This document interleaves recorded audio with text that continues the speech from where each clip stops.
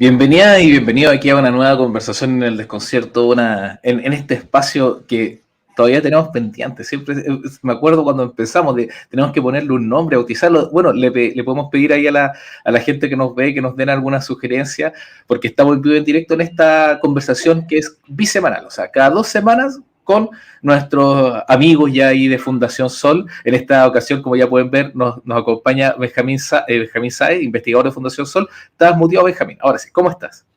Sí, buenos días, Gino. Un gusto nuevamente estar con ustedes en este espacio que aún no tiene nombre, pero pronto tendrá, como tú dices. Claro, el desconcierto soleado, o no, Fundación Desconcertada, no, alguna cosa le vamos. Sol y desconcierto, no sé, una vez. Algo eh, por ahí que mezcle todo. que algo que mezcle todo. Sí, bueno, como siempre conversamos en este espacio cada 2 semanas con nuestro amigo Fundación Sol sobre distintos temas de la economía, que obviamente los temas que les interesa, economía con perspectiva social. Y en esta ocasión no es la diferencia, vamos a ver un tema que afecta a muchas personas, que tiene que ver con uno de los, incluso los temas importantes a nivel político, de una de las grandes promesas del gobierno, de un gobierno que buena parte del mismo viene de los movimientos estudiantiles, viene de esta lucha, viene de haber enfrentado este tema que es el de la educación superior, el financiamiento de la educación superior, y uno de los grandes bloques que quedan ahí pendientes, que es el tema del CAE. Decimos CAE, pero también cuando hablamos del CAE hablamos igual del Fondo Solidario, hablamos del Crédito Corfo, hablamos de todo este sistema de financiamiento.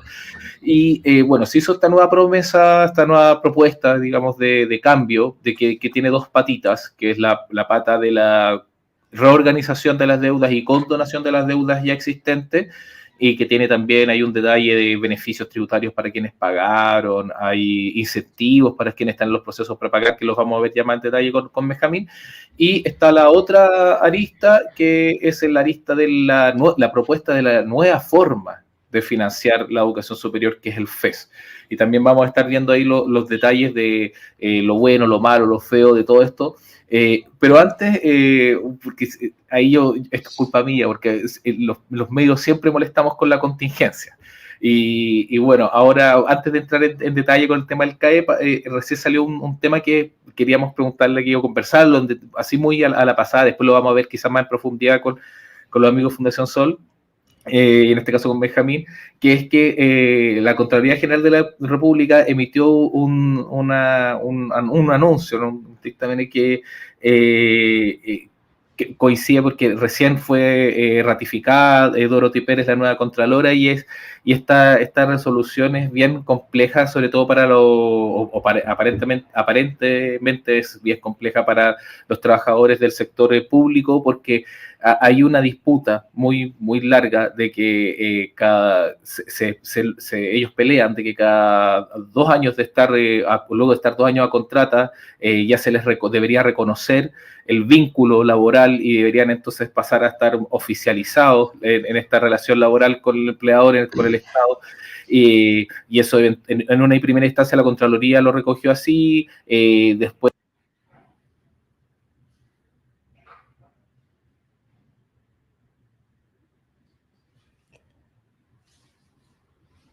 Y me parece que hubo una caída de Gino, la conexión. Pero bueno, el proyecto al que se refiere tiene que ver fundamentalmente con...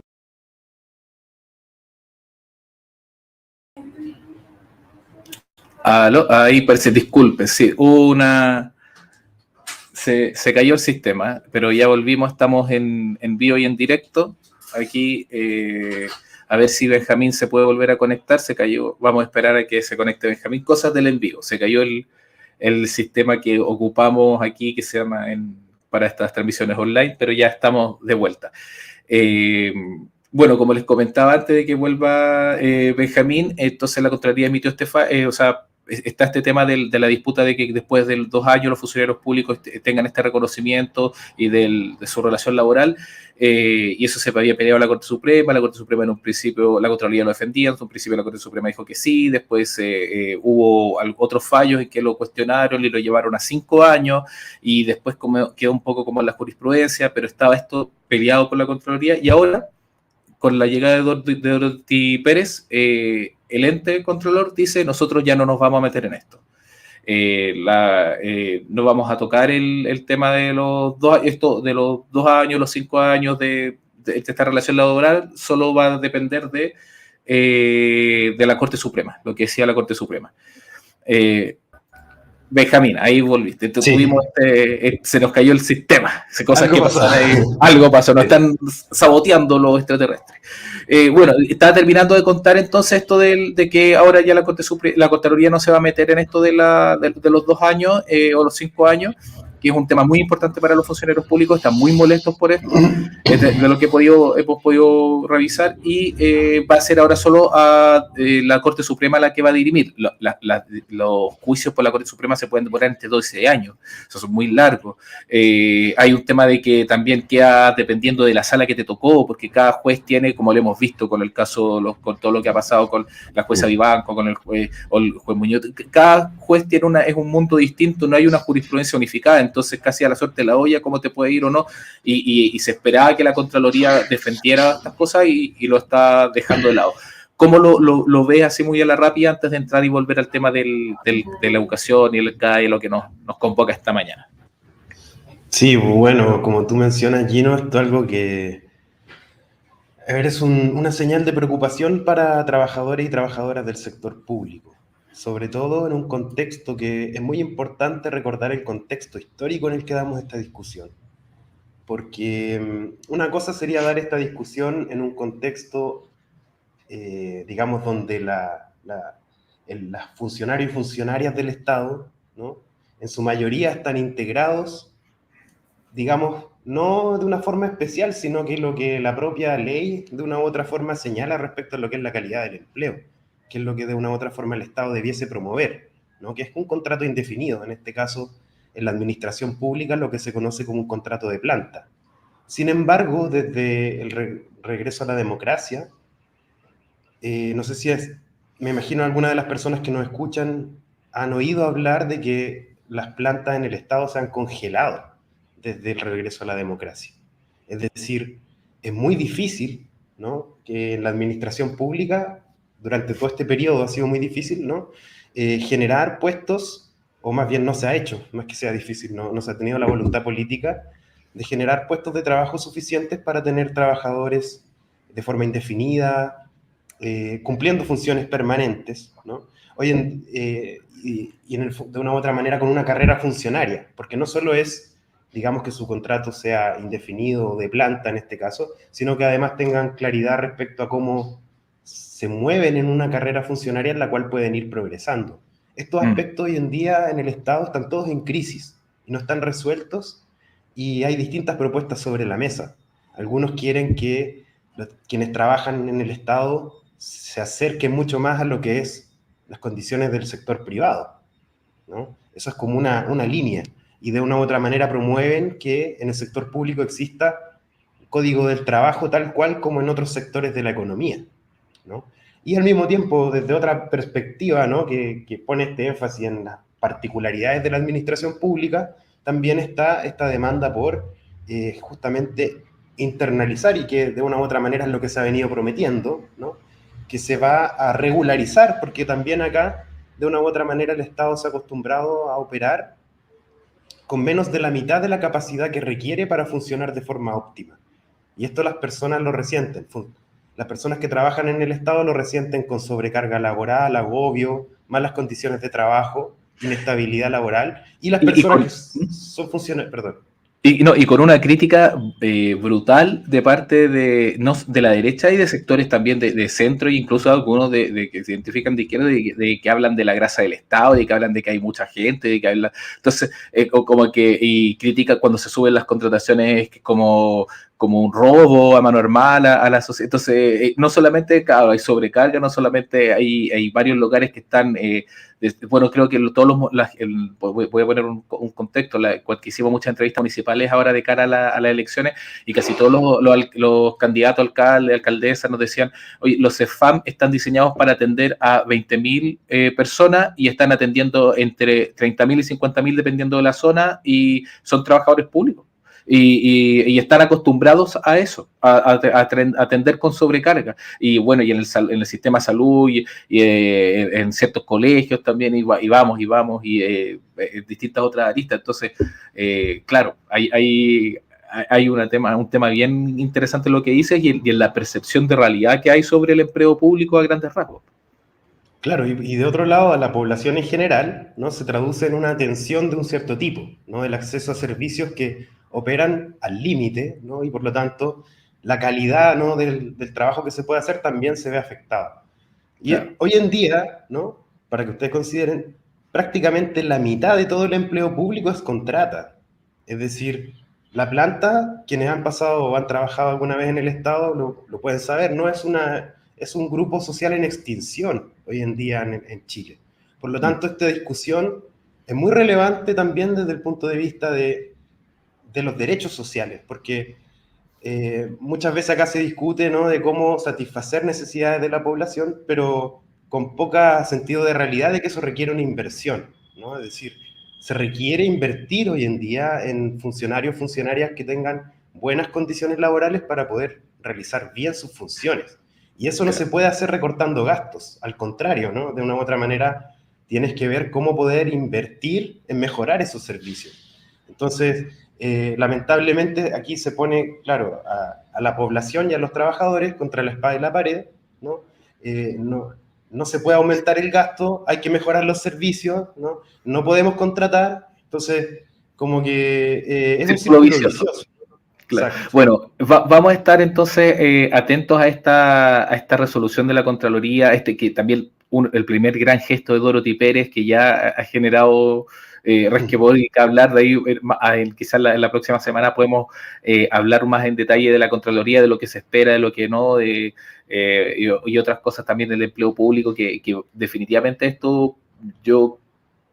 No, mira, no soy predictor de nada, pero me tinca que va a generar una escalada o un empeoramiento de la relación entre la Asociación de Funcionarios Públicos y el gobierno. Sí, Gino, solo Pero agregar un punto extra, que uno tiene que ver con otro grupo de trabajadores, ¿no? Que son a honorarios. Y ese otro potencial grupo que también ha debido llegar a tribunales muchas veces, al igual que esto que estamos discutiendo respecto a las contratas, ¿no? Para que, en este caso, el Estado, ¿no? Que es lo más paradójico de todo, les reconozca como trabajadores dependientes, ¿no? Que es algo que uno asume, ¿no? Que quien es el garante de las normas, de la institucionalidad, de una u otra manera no puede hacer vista gorda, ¿no? Sobre todo en este contexto, trabajadores honorarios que están en una situación incluso más desprotegida que quienes están a contrata.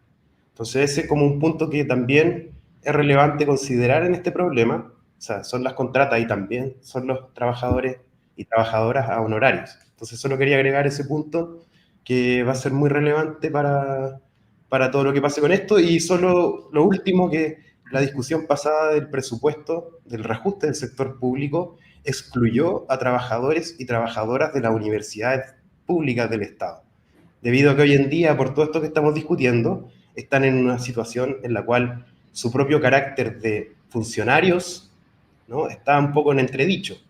Se armó una mesa paralela, distinta a la que acordó el reajuste del sector público. Entonces también nosotros esperamos, y ahora que vamos a discutir de educación superior, que también se releve y se considere, ¿no? A trabajadores y trabajadoras de las universidades del Estado como funcionarios públicos, debido a que el último reajuste se les desconoció derechamente por parte del Estado ese carácter. Entonces ese también es un punto que es muy relevante en esta discusión. por supuesto, sí, es un temazo. Y de hecho ya entremos de tierra derecha con lo que estábamos llamados a hablar, lo que teníamos en pauta, que es el tema del análisis aquí de la nueva propuesta de financiamiento de la educación superior. Y bueno, en estas aristas que mencionábamos, tanto lo que va a ser la propuesta de condonación o reorganización de deuda del CAE, del Fondo Solidario, del Crédito Corfo, y también después la propuesta del nuevo sistema de financiamiento, porque ahí hay harto que compañero que cortar, y como bien decía, bueno, uno de los temas también hay la autonomía de la universidad, es cómo se ve comprometida esto, que el tema, los vaivenes presupuestarios, que si el gobierno va a ser, o a nivel de Estado va a ser capaz de solventar estas cosas, si esta ley debería ir amarrado a financiamiento, a algún tipo de financiamiento fijo, bueno, eso lo vamos viendo. Igual le recordamos a la gente que estamos en vivo y en directo. Tuvimos un problema técnico, así que al principio sí que avísennos. Ahí en Instagram parece que dicen Villarroel Lucrecia que no escucha. Cuéntenos si se escucha bien o se escucha muy mal. Ahí en YouTube, en Facebook o en Instagram. Bueno, en YouTube parece que se escucha porque Álvaro Vallejos nos escribe. Dice, ¿cómo se puede plegar la actual situación de la educación con la discusión del presupuesto 2025 que se discute en el Parlamento y su impacto en esta temática? Sí, muy importante ahí justamente cómo se va a ver este tema del presupuesto y cómo se planea financiar el FES, que es el nuevo sistema de financiamiento de la educación superior. Benjamín, ¿prefieres partir con el tema de las condonaciones de las deudas o reorganizaciones de las deudas, o partimos al tiro con el FES, con el sistema, la propuesta de nuevo sistema de financiamiento? Te lo dejo a ti. Quizás, si te parece, podemos partir con la situación como de las deudas actuales y luego pasar a lo del, digamos, lo del CAE, todo esto, y luego pasar a lo de el proyecto, la propuesta, digamos. No sé cómo Súper. te Ya, parece. vamos entonces. Bueno, una de las deudas que siempre sale es que, y ya lo mencionábamos la pasada, que mucha gente como pregunta esto solo para el CAE, porque siempre se habla de la deuda del CAE, pero no, esto va a involucrar también al Fondo Solidario, va a involucrar el crédito Corfo. Entiendo que va a haber un foco en de privilegiar a la gente de escasos recursos, más gente más vulnerable, para como priorizarla para el tema de las condonaciones de las deudas. También habían otras cosas que van a ser como beneficios, incentivos, pero ya, entrando de lleno, del dato duro, ¿quiénes se verían beneficiados eventualmente y cómo es el orden que se proyecta para los beneficiarios, las beneficiarias de esta posible condonación o reorganización de deuda? Sí, bueno, quizás el primer punto, desde nuestro punto de vista, que hay que como abordar o reconocer, ¿no? En primer lugar, que esto de una u otra manera viene a sacar a la banca, ¿no? De esta forma de financiamiento de la educación superior, lo cual es como un primer punto que uno podría decir si es que acá vemos algún avance, como que eso ya es algo relevante, dado que ha sido un actor muy significativo para el financiamiento de la educación superior, ¿no? Y bueno, obviamente una vez que la persona pasa por el trayecto educativo, o sea que egresó o desertó, ¿no? Le fue bien o mal, pero después su relación que como persona deudora, ¿no? Entonces primero como persona que estudia, que le prestan el dinero, ¿no? Y luego como persona deudora con la banca, y en algunos casos con el Estado, pero con la banca operando como cobradora, ¿no? De estas deudas. Es relevante acá señalar que han habido cambios respecto a la relación de la banca con el CAE en este largo andar y a través, sobre todo a partir de las movilizaciones, ¿no? Que enfrentó ahí Sebastián Piñera en su momento, ¿no? Fallecido expresidente. Entonces, ahí, por ejemplo, cuando las personas recordarán, ¿no? Después de todo ese ciclo de movilizaciones, este mecanismo para desactivar la movilización y dar como una solución a la demanda, ¿no? Fue la reducción de las tasas de interés, que quizás este es un punto que a veces no se le toma suficientemente el peso, ¿no? Pero el crédito con aval del Estado llegó a tener tasas de interés del 5 o 6%, ¿no? Es decir, por sobre lo que la persona ya está endeudada, ¿no? Entonces, algo que quizás, dado el tamaño del sistema de educación superior, los aranceles y dado los negocios que maneja la banca, probablemente para la banca no es un gran negocio respecto a su cartera, si lo queremos ver así, de negocio, todo el dinero que maneja, ¿no? Pero es una tasa relevante. Para las personas de a pie, y sobre todo Claro. quienes que no encuentran inmediatamente o incluso en el mediano plazo o largo plazo un trabajo acorde a lo que habían estudiado, una tasa del 5% es terrible, porque Claro. claro, se va acumulando, se va incrementando, y por eso uno escucha tantos casos de gente que dice, oye, yo la carrera costaba 5 millones, 7 millones, y yo terminé pagando, ahora me sale la deuda que tengo de 20 millones, entonces, o Claro, 15 millones, no sé, se aumentaba considerablemente y de forma, claro, por eso la gente muchas veces optaba por tratar de que prescribieran, de claro, buscar otras formas de otros no caminos, pagar, claro. otros caminos, hasta el día de hoy, de hecho. Sí, claro. Entonces, en ese contexto, bueno, con lo que nos tenemos que quedar acá es que las personas vieron bajar esa tasa, pero la banca nunca dejó de ganar esas tasas de interés, ¿no? La banca nunca pierde.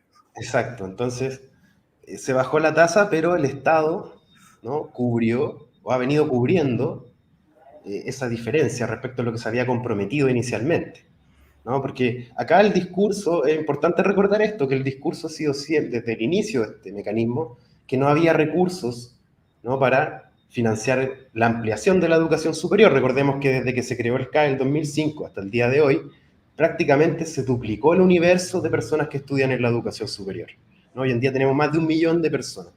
Y eso en gran parte se explica por este mecanismo de financiamiento, ¿no? Porque, y aquí es donde todo empieza a conectar, porque de una u otra forma el sistema educativo chileno no ha privilegiado un mecanismo de financiamiento en el cual se le entregan los recursos a la persona que va a estudiar, ¿no? Que es la persona que demanda la educación, y no se le entregan a la persona que, o a la institución, digamos, que brinda esta educación, que la entrega, ¿no? Que es lo que se conoce como financiamiento a la oferta, a grandes rasgos. Entonces, ¿qué sucede ahí? Que de una u otra manera se privilegió un mecanismo que estaba asociado justamente al gasto directo de bolsillo de los hogares, mediante este mecanismo. Y cuando esto hizo crisis, porque además no es solo la tasa de interés, sino que hoy en día no se ha puesto mucho este tema sobre la mesa, pero hace unos años se discutió bastante sobre las cláusulas abusivas que tiene el CAE en ciertos puntos.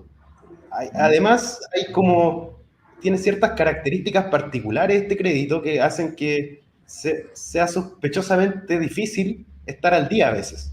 Por ejemplo, el no poder pagarlo en línea o tener que la banca muchas veces pone a disposición ventanillas específicas para pagar. La gente que tiene este crédito sabe que muchas veces tiene que hacer cola para poder ir y estar al día en el crédito, poder pagarlo a tiempo. Trabas, Entonces, pequeñas trabas.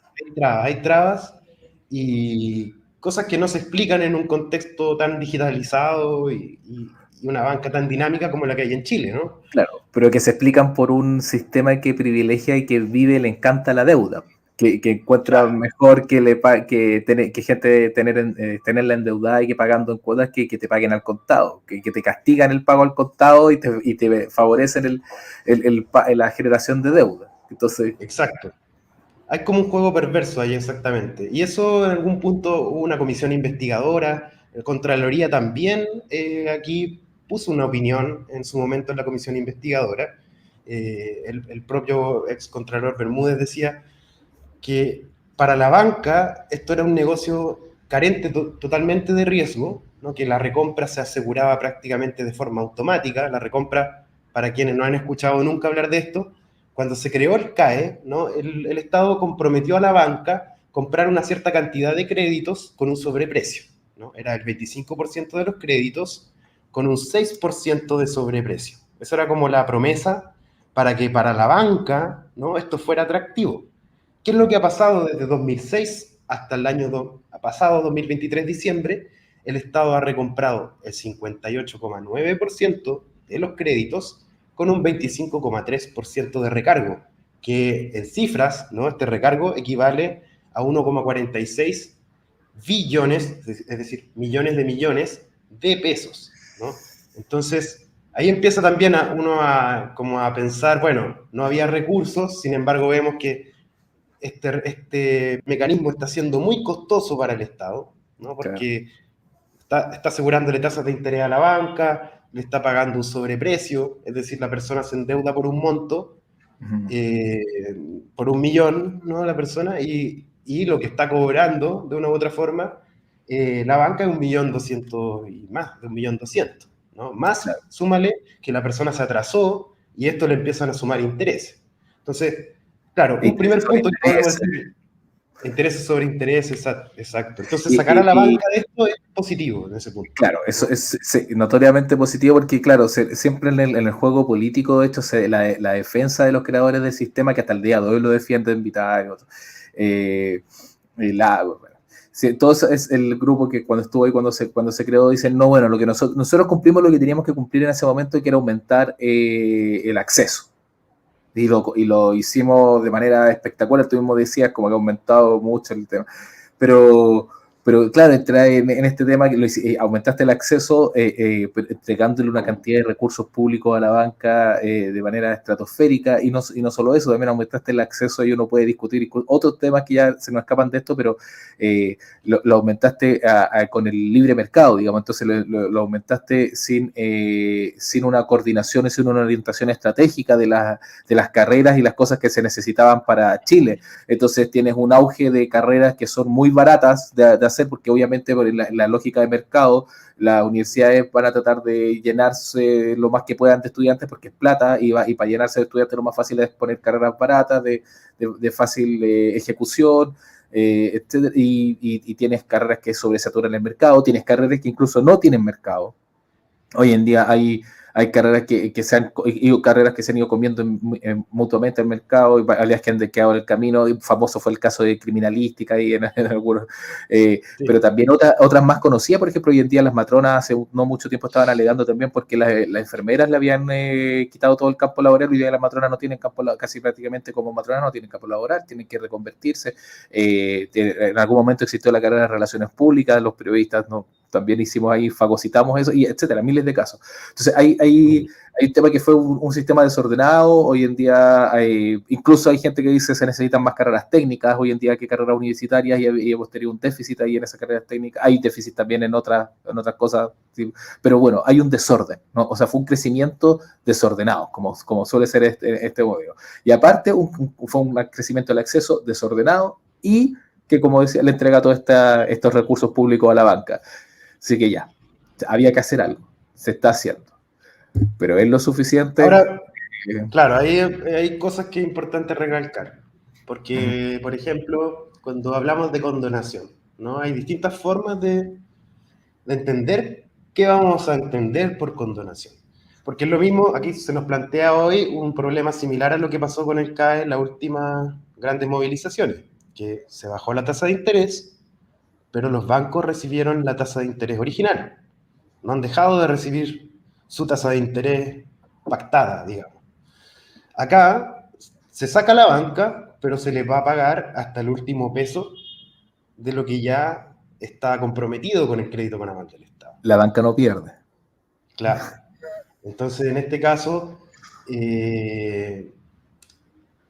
podemos decir, es una condonación hasta un cierto punto, ¿no? Debido a que acá no se cuestiona de en cierta forma la legitimidad, ¿no? De estas deudas. En el sentido que tú planteas, también se plantea otra duda, que ahora la Fiscalía Nacional Económica va a hacer un estudio sobre potencial colusión en materia de aranceles de la educación superior.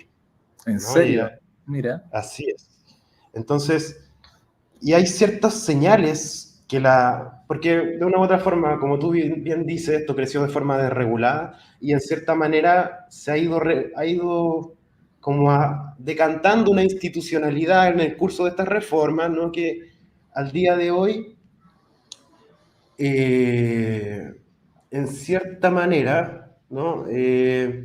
Pone en tensión cómo se determinan los aranceles, ¿no? Porque hay dos políticas que hoy en día regulan aranceles. Por un lado está el CAE, ¿no? Que fija un concepto que se conoce como arancel de referencia, ¿no? Y por el otro lado está la gratuidad, ¿no? Que tiene lo que se conoce como arancel regulado. ¿Bien? Entonces, ambos valores se determinan por parte del Ministerio de Educación y no necesariamente son equivalentes, ¿no? Eso también es un punto, ¿no? Pero otro punto es que la mayoría de los planteles cobra por sobre el arancel regulado y el arancel de referencia, ¿no? Es decir, el valor de arancel que fijan las carreras en la mayoría de los planteles está por sobre lo que el Estado nos está diciendo que cuestan las carreras hoy, ¿no?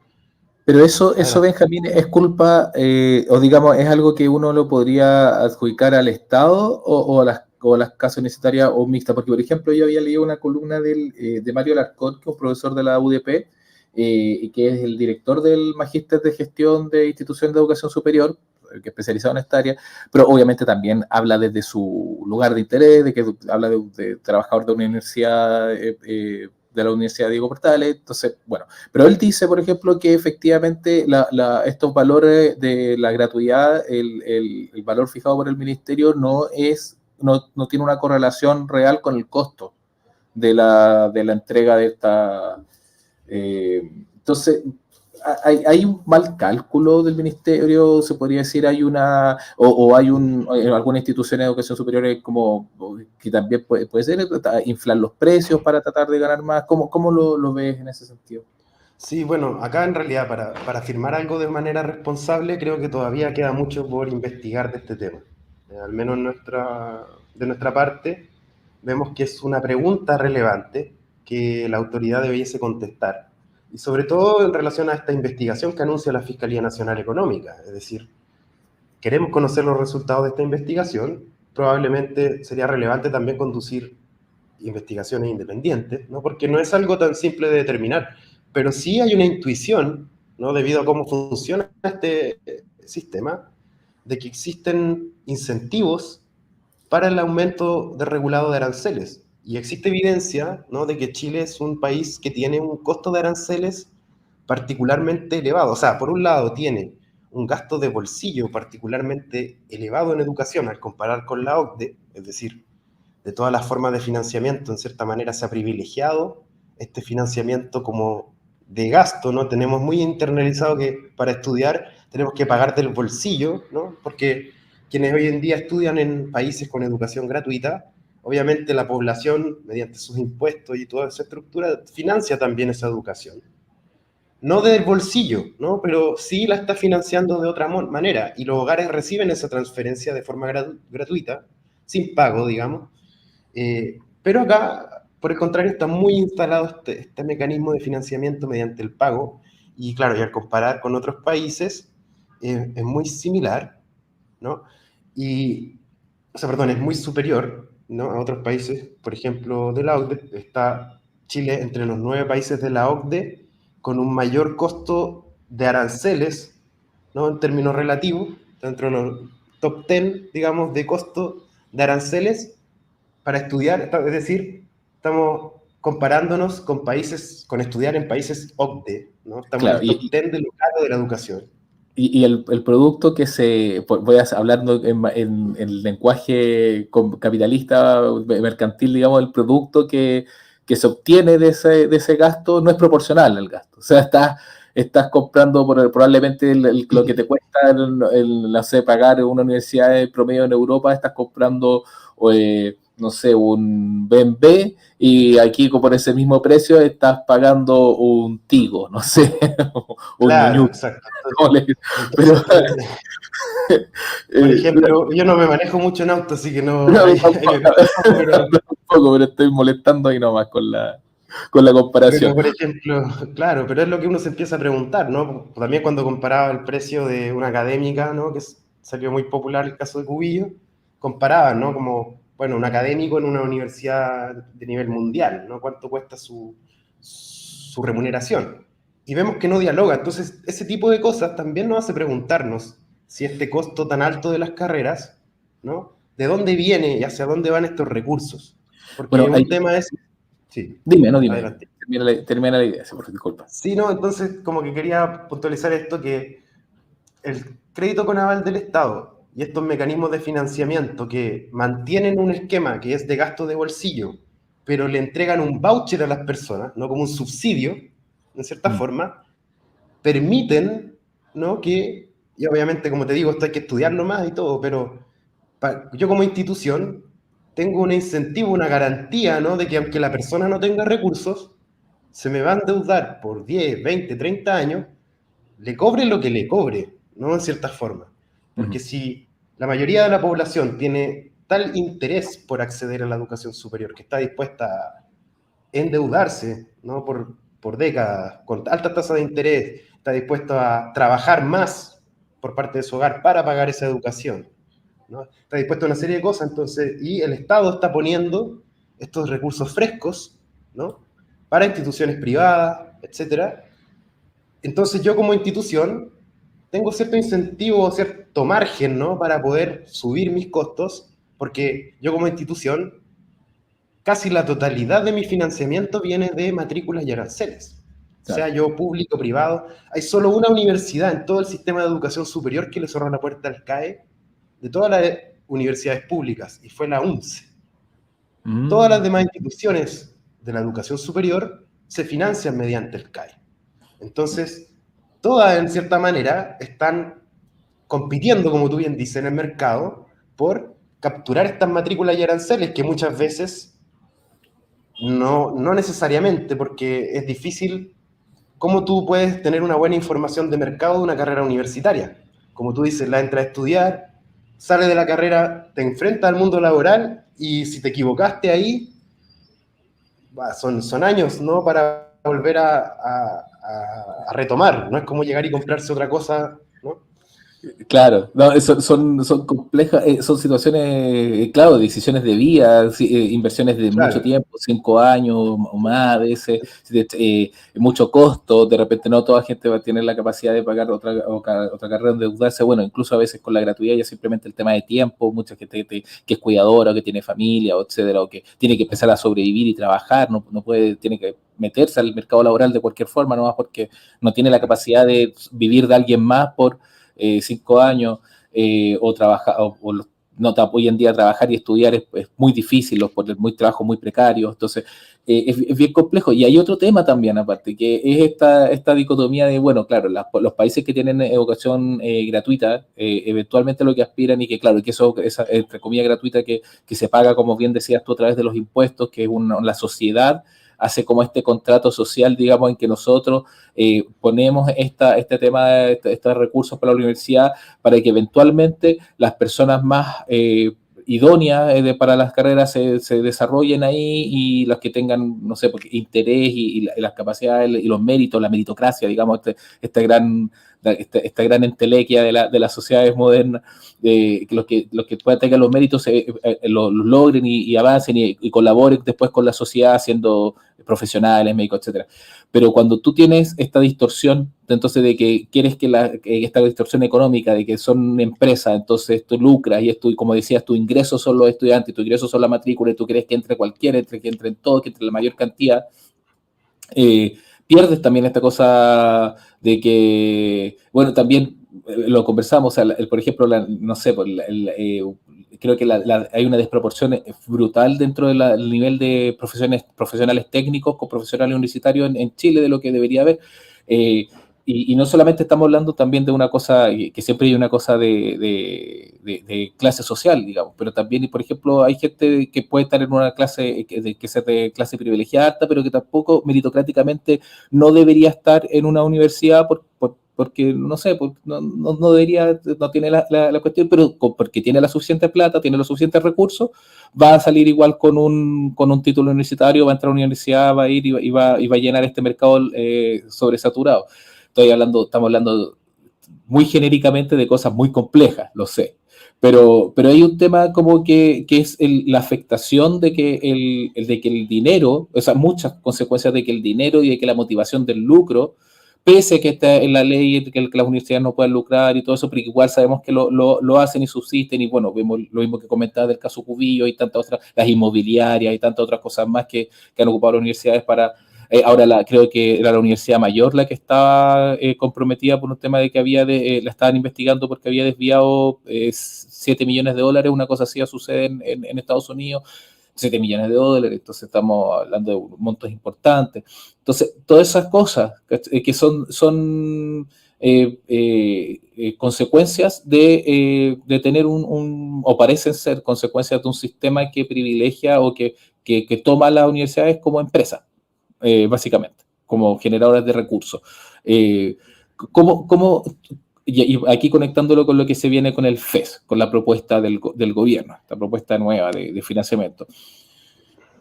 ¿Crees que ataja un poco esta situación? ¿Crees que esta propuesta puede generar un nuevo paradigma, puede generar una nueva dinámica de relacionamiento con las universidades, un reordenamiento, o, o no alcanza? No, es como que estamos recién viendo la obra gruesa de algo que más adelante podría ser mejor. ¿Cómo lo ves? ¿Hay materia prima? ¿Hay un camino aquí? ¿Hay que ponerle ojo a algo? ¿O no? Esto es una escalada, un proceso más largo. Sí, bueno, acá quizás voy a ir retomando solo el punto anterior para pasar a lo que tú comentas, que es Ujú. que no, con esta educación regulada, ¿no? Y este crecimiento, esta presión por crecer para crecer como institución. O sea, incluso si uno dijera, supongamos por un momento que no hay lucro, que ninguna institución lucra privada, ¿no? Independiente de eso, igual tienen ese incentivo por ser la mejor institución o tener la mayor cantidad de estudiantes. De una u otra manera, igual, aunque no haya lucro, ¿no? Para financiar sus tareas, para hacerlo de mejor forma, para crecer, para tener una posición también, porque muchos de estos proyectos privados también responden a grupos de interés, ¿no? A proyectos, porque las universidades tienen un rol que también es más complejo que la formación profesional, ¿no? Que quizás también esta forma de financiar nos hace enfocarnos mucho en la universidad como una máquina de movilidad social, ¿no? De generación de profesionales con una promesa de movilidad que estamos viendo que muchas veces no se cumple. O sea, hoy en día tenemos una gran cantidad de personas ocupadas que son profesionales, con estudios superiores completos, más de 3,5 millones de personas, ¿no? Y tenemos más de 1,5 millones de ellas, ¿no? O sea, que están en una situación de subempleo profesional, ¿no? O un poco más de 1 millón, podemos decir, que están en una situación de subempleo profesional, 1,100,000, algo así, más o menos. Casi un Podemos decir tercio. que casi un tercio, como un 31% de las personas que tienen un título profesional hoy día están trabajando en ocupaciones no calificadas, o sea, ni siquiera como algo profesional que no fue lo que estudiaron, sino que con un Y título y no, otro. es Es brutal la enorme. cantidad. Casi una de cada tres personas que tiene un título universitario está trabajando en una pega que no, que no sé necesariamente precaria, pero que no es lo Claro, que para lo que había estudiado o para claro, que lo no que requiere un cartón, digamos. Puede ser un que no requiere un emprendimiento cartón, claro. propio, correcto. Entonces es preocupante, ¿no? Y además, ¿qué Uber, pasó? Perdón, como que se me... no sé, Ahí sí. te escucho, te escucho. Entonces, gracias. Como que además, ¿qué instituciones fueron las que aumentaron en este? Porque como tú bien decías, aquí hay voces que dicen, nosotros cumplimos la promesa de la expansión de la educación superior, ¿no? Y eso efectivamente fue así, ¿no? Sin embargo, ¿qué instituciones crecieron? Y si nosotros miramos cómo fue la expansión de la matrícula, ¿no? Son 4 grandes grupos educativos, ¿no? Conglomerados de la educación, los que más crecieron, y algunas instituciones, muchas de ellas investigadas por lucro. Todo este conjunto de universidades privadas, que son 20, ¿no? Concentraron prácticamente o aumentaron su matrícula en este periodo en más de 260%, ¿no? Universidades como, por ejemplo, la Universidad Andrés Bello, aumentó su matrícula del año 2005, que tenía como 20.000 estudiantes, al 2023, que tiene más de 59.000, ¿no? Aumentó en 183% su matrícula, ¿no? AYEP, que hoy en día es la institución o una de las más grandes junto con Duoc, ¿no? Tienen casi 100.000 estudiantes. Duoc hoy día tiene más de 100.000 estudiantes y el 2005, antes que existiera el CAE, tenía 27.000, ¿no? Para que se hagan una idea también, hoy en día una universidad pública como la Universidad de Chile no supera los 50.000 estudiantes. Es decir, universidades como Andrés Bello, ¿no? O instituciones como AYEP, Duoc, UC, son hoy día las instituciones más grandes del sistema de educación superior, y si juntamos toda la matrícula pública, ¿no? La matrícula pública no supera el 15% del sistema de educación superior. Entonces, la pregunta que nos tenemos que hacer respecto a si esta propuesta nueva de financiamiento, como tú decías, va a generar cambios de fondo en esta lógica, tiene que ver un poco con esto. ¿Qué necesitamos para revertir que hoy en día sea un sistema hegemónicamente privado, que 85% de la matrícula sea privada? Este tipo de esquemas que le entregan recursos a los estudiantes y son recursos que pueden ir a cualquier institución del sistema de educación superior, ¿no? Privilegian en cierta forma que se mantenga esta estructura de la educación superior altamente privatizada, debido a que, ¿no?, también, por otro lado, ¿no?, tú estás restringiendo también el financiamiento de los recursos estatales. Esto está directamente relacionado con lo que conversábamos al principio, es decir, el reajuste de los funcionarios de las universidades públicas, ¿no?, cuando va a debatir el sector público, lo deja afuera del resto de los funcionarios, ¿no? Entonces, le estás negando recursos de un reajuste, ¿no?, que después las universidades lo tienen que resolver con aranceles y matrícula, ¿no?, las mismas universidades públicas. Entonces, van a competir nuevamente, y quizás esto era un punto en que las universidades se han quejado en cierta forma con esto, ¿no?, que van a tener que, con este nuevo esquema de financiamiento, seguir compitiendo, y se introduce quizás un elemento que va a ser causa de conflicto desde nuestro punto de vista, y tiene que ver con lo que conversábamos, que lo más relevante en la discusión con este tipo de esquema de financiamiento va a ser cómo tú fijas el monto del arancel que le vas a transferir a la universidad, ¿no? Hace poco pasó con IP Arcos, ¿no?, que fue una noticia que no fue muy bullada, ¿no?, pero de acuerdo a lo que dice su rector, o dijo su rector, ¿no?, el instituto cerró debido a el cambio en cómo se determinaba su arancel, ¿no? Es decir, IP Arcos, que lleva 40 años, ¿no?, que funcionaba ligado al área de las artes visuales, ¿no?, cobraba un arancel, y tenía un arancel regulado, ¿no?, que estaba cercano a los 3,5 millones. Revisando ese arancel regulado, se bajó a 2 millones de pesos, con lo cual este IP dijo que no podía operar más. Ahora, aquí es donde vienen las preguntas que comentábamos antes. Este IP Arcos, ¿no?, ha recibido recursos por más de 19.800 millones de pesos desde que se creó el SCAE. Si ahora nos están diciendo de un año a otro que su arancel regulado en vez de 3,5 en realidad es 2, yo también lícitamente me puedo preguntar el monto de arancel con el que los estudiantes adquirieron su deuda. ¿Es lícito? ¿Está bien calculado? ¿O acá las personas están teniendo una deuda sobre un arancel, sobre un sobreprecio? ¿No me entiendes? Se construye una deuda sobre un sobreprecio que está fijando la institución respecto a lo que me dice o no que cuesta para el Estado, ¿no? ¿Cómo lo han hecho hasta ahora las instituciones al día de hoy? Cobran un copago, ¿no? Es decir, aparte de, si yo tengo gratuidad y ingreso a una institución, si el arancel regulado, que generalmente pasa, es más bajo que el costo de la carrera, yo como estudiante igual voy a asumir un pago, ¿no?, la diferencia. O me voy a endeudar por la diferencia, si es que no tengo manera de pagar. Entonces, coexiste copago permanentemente, sí. Pero Benjamín, ahí si es que, porque igual uno salta la duda en el ejemplo que mencionaba, si es que finalmente la institución no pudo seguir operando, o sea, tuvo que cerrar sus puertas, ahí eventualmente sí puede existir un delta, una diferencia en los costos operativos de lo que de lo que les permite ese arancel inicial y el que se fija nuevamente, no sé si me explico. Que, Claro, o sea, quizá hay... porque me imagino si es que no hubiera sido, si es que no hubiera estado ese impacto real, no hubieran operado y hubieran operado a la baja nomás. Pero si tienen que cerrar, entonces quizás de repente es porque hay un cálculo mal hecho. Claro, ahí es Podría donde ser mal hecho. ahí es donde surgen las preguntas. ¿Cuál es el cálculo correcto, no? Y por otro lado, uno ahí directamente tiene que mirar los costos. O sea, ya como que nos lleva a una discusión más profunda del financiamiento. ¿Qué es lo que estamos financiando? Es decir, no existe tampoco una regulación de pagos de lo que es una carrera docente, por ejemplo.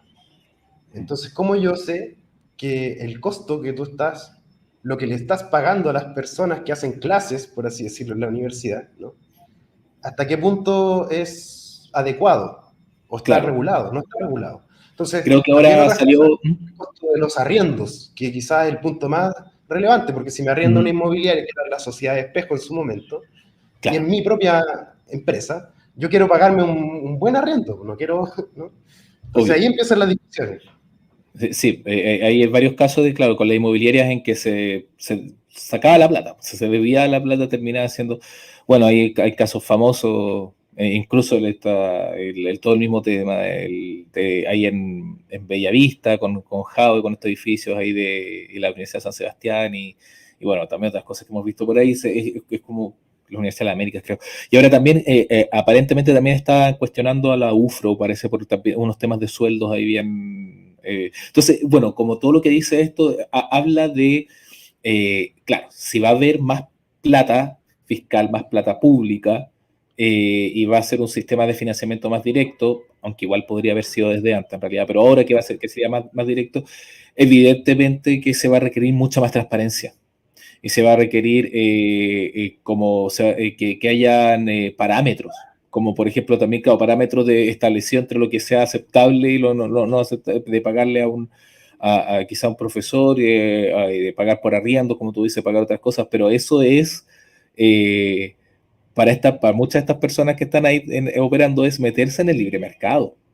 Es meterse, que estamos entrando en una disputa en que, claro, esto ya va a ser, porque son instituciones privadas, pero aunque no tengan fines de lucro, pero igual son privadas, y tú, porque te vas a estar metiendo ahí a fijarle los precios de ciertas cosas. La misma Marcela Cubillo, cuando salía pues con todo este tema, decía, bueno, es una institución privada, tiene el derecho y la potestad de pagar lo que quieran pagar. Eso es cosa Claro, de ellos. ahí hay un Entonces, punto hay un tema ideológico fuerte. hay un tema ideológico y un tema legal también, porque por ley, ¿no? Estas instituciones tienen que invertir los recursos en el proceso educativo y de acuerdo a ciertos principios que la misma institución fijaría, ¿no? Entonces, incluso entendiendo ese argumento, ¿no? Que alguien puede decir, bueno, nosotros siendo privados podemos cobrar lo que queramos, en el caso de la educación eso no es así, ¿no? Porque la educación es otro tipo de mercado, no sé cómo llama estructura, como tú dices, está muy mezclado, estamos construyendo una institucionalidad sui generis, ¿no?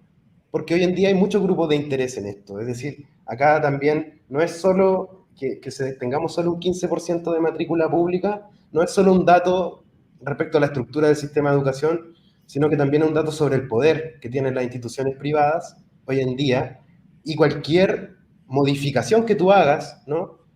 Por ejemplo, esto que conversábamos, si está bien o mal calculado ese arancel, el tema es que tú llevas operando 20, 40, 30 años con una lógica de operación, ¿no? Que ahí si yo te voy a entregar recursos fiscales, ¿no? Tengo que velar que sea acorde, ¿no? A no estar derrochando los recursos, ¿no? Entonces empieza a aparecer esta contradicción de que estamos construyendo un sistema de educación superior particular, pero subvencionado, ¿no? Es decir, estamos nuevamente en esta lógica con voucher, ¿no? Con recursos públicos, pero con planteles privados, ¿no? Con infraestructura que es de los privados, es decir, si el día de mañana tú, supongamos, quieres fortalecer la matrícula pública, ¿no? Eh, supongamos, ¿no? Y va a tener tremendos elefantes blancos en ciudades que son edificios gigantescos muchas veces, ¿no? Que han crecido porque esto es mucho más dramático en otros, digamos, en regiones grandes como la región metropolitana, por ejemplo. Tú tienes oferta pública, quizá de un cierto nivel, y también privada, ¿no? De un cierto nivel, que compiten, pero hay lugares donde muchas veces, y ciertas carreras sobre todo, solo tienen la opción privada, ¿no?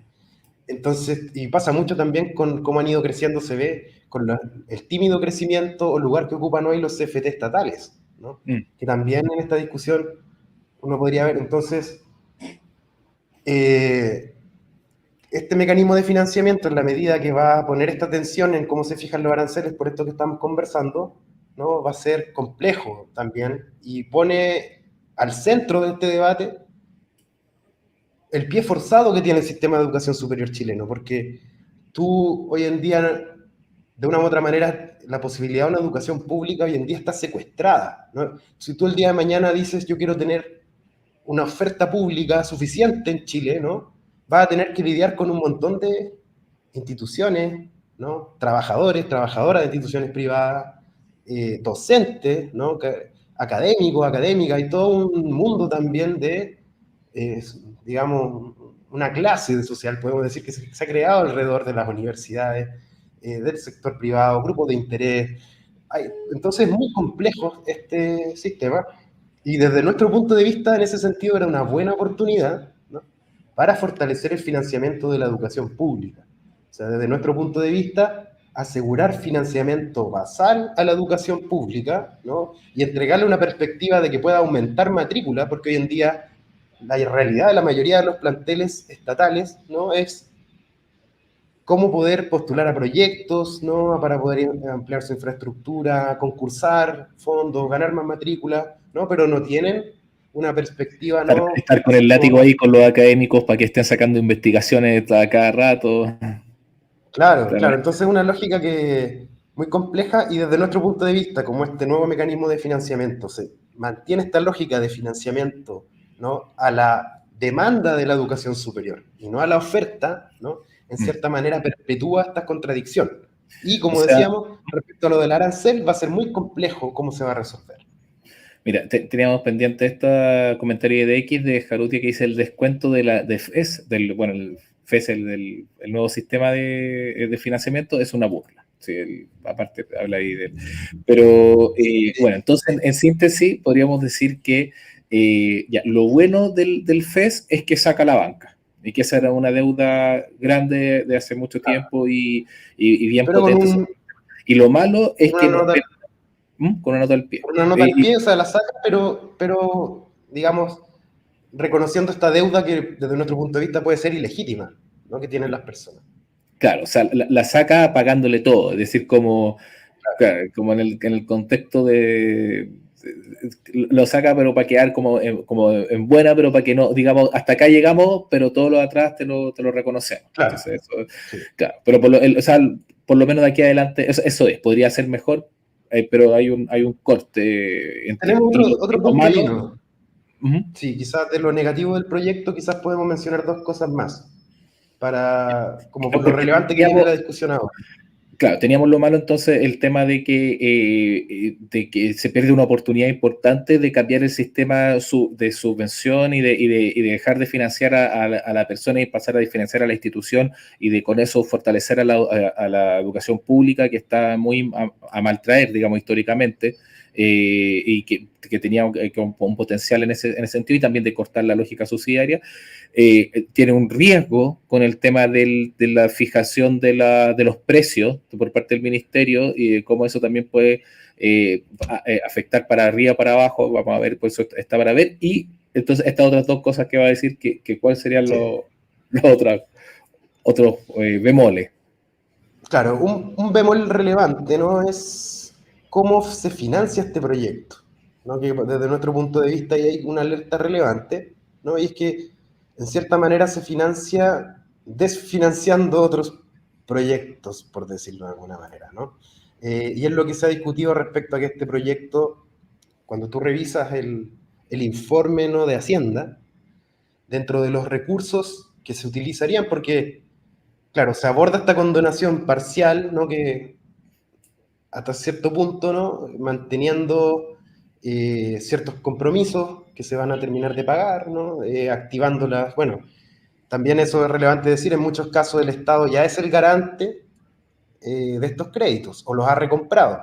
Mm. Entonces, en el fondo, de una cantidad relevante, el fisco ya es un acreedor relevante del sistema. Entonces, claro, no es tan novedoso en ese sentido. Hay un pie para que pueda justamente hacerse parte de la potencial solución de esto, porque hoy en día es uno de los principales acreedores. Ahora, el problema es que para hacerlo, como está toda esta discusión de que se tienen que abordar los problemas, pero con una visión como de austeridad, ¿no?, de que no se puede aumentar el gasto, se retrasa la ampliación de la gratuidad para poder financiar este proyecto en al menos 10 años, ¿no?, que es la gratuidad, para quienes no manejan esto, tiene un pie forzado, ¿no?, para determinar cómo se va ampliando este beneficio que cubra el 60% de la población, ¿no? Pero si la recaudación del Estado ¿no? Logra llegar a un porcentaje determinado, ¿no? Que se estimaba que Chile iba a estar llegando en los próximos años, ¿no? 2027, ¿no? Se podría ir ampliando al 70% de la población, ¿no? Al 80% probablemente el 2029, ¿no? Si va a llegar, de acuerdo a cómo se proyecta que vaya la recaudación pública en proporción al PIB, ¿no? Y este proyecto, ¿no? Lo que hace justamente es ir como posponiendo, ¿no? Esta ampliación. Esa impresión. Y ahí estaríamos hablando del ese 70-80%, estaríamos hablando prácticamente de clase media, ¿no? Clase media, media alta, pero media fundamentalmente los que deberían postergar su ampliación la incorporación al sistema de gratuidad. Claro, y aquí es relevante porque considera que de una u otra forma la gratuidad, lo que también tiene estos vicios que hemos conversado, porque es una gratuidad que también va al sector privado, ¿no? Entonces es una gratuidad bien especial, ¿no? Para lo que en otros lugares se entiende como gratuidad, ¿no? Entonces tiene esto que, por un lado, retrasando la gratuidad se estima, ¿no? Estiman ellos que al año 10 de esta retraso, ¿no? Estarían ahorrando al año más de 100 mil millones de pesos, ¿no? Por retrasar esta ampliación de la gratuidad. Pero, ¿no? Desde el punto de vista del hogar, es cambiar un mecanismo que no tiene pago, que es gratuito, ¿no? Entre comillas, ¿no? Porque sabemos que todo esto tiene que ver con la estructura tributaria, etcétera, pero que no tiene pago, por uno que sí tiene un pago de bolsillo, ¿no? Que sería este mecanismo que tiene cláusulas de este fondo revolvente, ¿no? En el cual la persona, una vez es profesional, va devolviendo, ¿no? Un recurso al fondo, donde se nos produce otra alerta, considerando que tenemos un 31% de subempleo profesional, es decir, personas con título que trabajan en áreas no profesionales. De una u otra manera, ese fondo revolvente supone una trayectoria exitosa de la persona que entra a estudiar en la educación superior, ¿no? Que va a poder tener los recursos, devolverlo, y que es un círculo virtuoso. Pero estamos viendo que no es tan virtuoso este círculo de la educación superior, ¿no?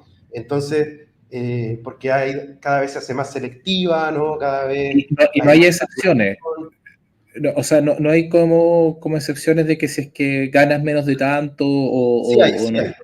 ¿Sí hay? Sí hay. Ya. Hay excepciones asociadas a, en un caso están definidas como unidad tributaria mensual o unidad tributaria anual, ¿no? Que es un monto cercano al mínimo porque esas cifras UTA o la UTM, ¿no? Van cambiando en el tiempo, pero Claro. para que se hagan una idea es como cercano al mínimo actual, los 500 mil pesos. Si la persona tiene un ingreso inferior, ¿no? Se congelaría este pago en el Ya, pero esquema. es muy extremo, o sea, porque si es que ganas 600 o 700, que igual para, no sé, una persona que invirtió y que estudió una ingeniería o estudió, no sé, cualquier cosa, una carrera profesional X y está esperando ganar de 800 para arriba o 900 para arriba y claro, igual va a estar corto, digamos, igual va a tener que devolver entonces este recurso. Claro, está el tema también de por cuánto tiempo, ¿no? Y cómo se fijan los montos de esta devolución, ¿no? Debido a que hay como un límite de tiempo también que la persona tendría que estar en la fase de pago, ¿no? Como entregando los recursos. Eh, y eso también podría llegar a tener un límite de 20 años, ¿no? De que la persona una vez ha terminado o ha pasado ese periodo, ¿no? Se Prescribe, le prescribe lo que le queda de deuda, ¿no? claro. Entonces tiene ciertos beneficios, también hay beneficios para quienes paguen todo, digamos, de una vez, ¿no? Se le rebaja casi prácticamente el 25%, ¿no? Entonces hay mecanismos de ese tipo.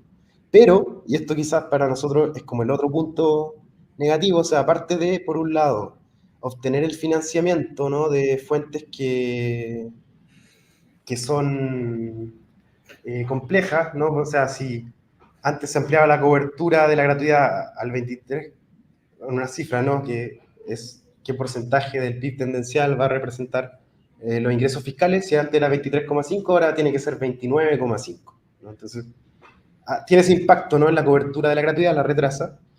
Y también tiene este otro problema de este fondo que supuestamente recogería, ¿no? El pago a posteriori de la persona, eh, en un contexto en el cual hay mucho subempleo profesional, ¿no? Etcétera. Empleo precario.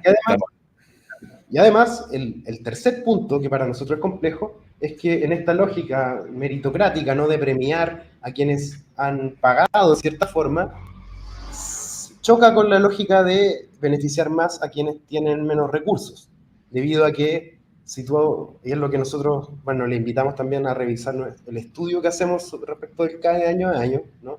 Endeudar para gobernar y mercantilizar el caso del CAE, que lo pueden encontrar en nuestro sitio web, y justamente como se señala ahí, hay una relación que se puede establecer entre la precariedad del hogar, ¿no? Y la situación de mora del hogar, ¿no? Y también, obviamente, la deserción, ¿no? Entonces, este proyecto, en cierta forma, plantea una condonación inicial, ¿no? A quienes tienen deuda del CAE, por un monto que se calcula de tal forma que para quienes están al día hay como un premio, por así decir, ¿no? Se premia estar al día.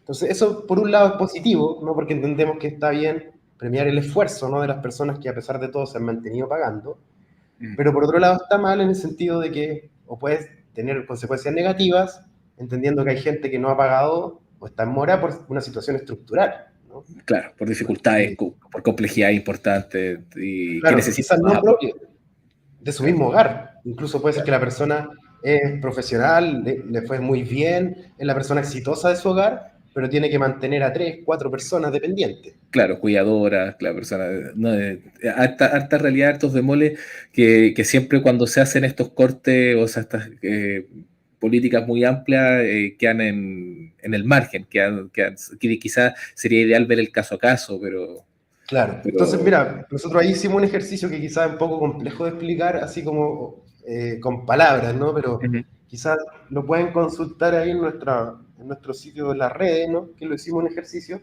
como de calcular esta condonación inicial de acuerdo a la cantidad de personas y los saldos que nosotros sabemos que tienen de deuda, ¿no? Entonces, para poner solo un ejemplo, y que se puedan hacer una idea como de esta lógica que desde nuestro punto de vista sería importante revisar, ¿no? Sería ujú. importante como cambiar esta lógica como del castigo, ¿no? A la persona que está en mora, a una lógica de como Apoyo, apoyo, ¿no? Y como de recurrir, obviamente entendiendo, ¿no? Que es importante reconocer a quienes han pagado, etcétera, pero quizás también ahí se puede discutir el mecanismo, etcétera. En este proyecto hay mecanismos para reconocer a quienes han pagado, ¿no? Pero nos parece que esta otra cara de la moneda, como de castigar a quienes no han pagado, no es beneficiosa, ¿no? Es perjudicial. Ahí bueno, tenemos, por hay, ejemplo, que ¿Mm? personas... Sí, dime quién. No, no, te decía que, claro, ahí vamos a incorporar en la nota de este envío el texto que menciona, porque bueno, estamos un poquito pasados en la hora, se nos pasó volando Ah, la bien, bien. conversación ya.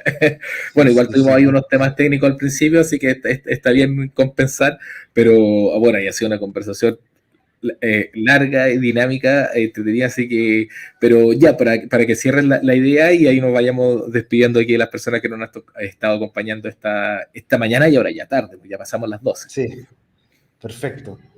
Sí, no, solo comentarte esto, que por ejemplo, en la condonación inicial, ¿no? Tiene una fórmula, ¿no? Que es un monto en UF, ¿no? Multiplicado por la cantidad de cuotas que ha pagado la persona, un poco multiplicado por el porcentaje de cuotas que ya ha pagado, ¿no? Se pagó el 80%, pagó el 20%, pagó el 90% de su crédito, eso se va a multiplicar por esta UF, ¿no? Entonces, tiene un juego ahí con esa cobertura. Y son distintos montos para quienes están al día y están en mora. Entonces, por ejemplo, para quienes han desertado, ¿no? Para quienes están al día, el monto inicial que parte en UF parte en 60 UF. Quienes han desertado, pero están en mora, parten 30 UF, ¿no? Y el saldo de deuda de quienes están al día es de 4,9 millones en promedio, ¿no? Obviamente hay gente que va mucho más allá, ¿no? Y para quienes están en mora es de 6,7 millones de pesos en promedio. Y son al día, personas que han desertado al día, son 21.500 personas. Y personas que han desertado y están en mora son 164.000 personas. Entonces, para esas 164.000, ¿no? Hay un monto de condonación inicial, ¿no? Para cuyo cálculo se utiliza un factor de 30 UF, y para la persona que está al día de 60, el doble, ¿no? Para esa condonación inicial. Entonces, y en un Mucha contexto en el diferencia. cual la persona que está en mora tiene un saldo que es mucho mayor, entonces Claro. le van a condonar un saldo inicial menor por estar en mora, y además tiene mucho más que financiar a futuro. Entonces son personas que de una u otra manera se les va a apoyar menos, ¿no? Y para nosotros eso es como un punto problemático, como para cerrar ahí, y en el fondo invitarlos a que también puedan revisar esto en nuestro sitio web, y también hoy que tenemos una actividad, Gino, no sé si ahí les puedo comentar esta tarde. Por supuesto, sí, invítanos. Hoy a las 6, ¿no? Vamos a estar en la Facultad de Economía y Negocios de la Universidad de Chile, ¿no? En Diagonal Paraguay, en el auditorio Price, conversando, ¿no? Con dirigentes, un seminario internacional, dirigentes sindicales sobre negociación ramal en Chile, que es un tema que es de Temazo. los temas pendientes y que también sabemos que el gobierno de una u otra manera ha estado también en discusión sobre presentar algo en esta materia, y creemos que es importante también incorporarlo al debate. Negociación ramal, colectiva, multinivel, tantas cosas que hablar ahí, y que es muy, muy importante, sobre todo para los tiempos que se vienen, que con muchos desafíos en distintas en las transformaciones del mundo laboral hoy en día. Bueno, aparte igual se aplica siempre el principio esencial de la unidad hace la fuerza. Siempre es más fácil para las Claro. trabajadoras y los trabajadores negociar en mejores condiciones cuando lo pueden hacer como un bloque que cuando lo hacen separado y dividido. Entonces, bueno, harto, bien interesante ese tema de la invitación. Entonces hoy día a las 6 en la FEN, ahí en Portugal con Diagonal Paraguay. Sí, correcto. En la región Cerquita del metropolitana. metro, región metropolitana, cerquita del metro Universidad Católica, te entiendo. Correcto. Entonces, así que ya, hecha la invitación, y bueno, también hecha la invitación para que nos acompañen de este jueves al próximo jueves. En 2 jueves más vamos a estar hablando nuevamente aquí con nuestros amigos de Fundación Sol sobre otros temas y quizás que nos toque. Así que, bueno, antes que nada, gracias por estar con nosotros, Benjamín, y bueno, también gracias a todas y todos quienes nos acompañaron en esta mañana y ahora ya tarde, pues. Gracias, Y Gino. Muchos saludos. igualmente, nos estaremos viendo. Hasta la Nos próxima. estaremos viendo. Gracias.